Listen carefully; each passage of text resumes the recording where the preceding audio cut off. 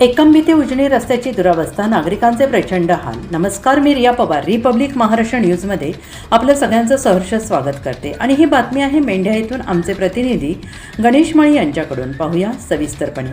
एकंबी ते उजनी दरम्यानचा मुख्य रस्ता सध्या अतिशय खराब अवस्थेत असून या मार्गाने प्रवास करणाऱ्या नागरिकांना मोठ्या प्रमाणात त्रास सहन करावा लागत आहे. ठिकठिकाणी मोठमोठे खड्डे पडले असून रस्त्यावरून वाहने चालवताना वाहन चालकांना जीव मुठीत धरून प्रवास करावा लागतो आहे. विशेषतः पावसाळ्यानंतर या रस्त्याची परिस्थिती अधिकच बिकट होणार आहे. खड्ड्यांमध्ये पाणी साचून अपघात होण्याची शक्यता वाढली असून दुचाकीस्वारांना अधिकच धोका निर्माण झालेला आहे. तसेच 2 चाकी, 4 चाकी आणि शेतमाल वाहतूक करणाऱ्या वाहनांना मोठ्या आर्थिक अडचणींचा सामना करावा लागतो आहे.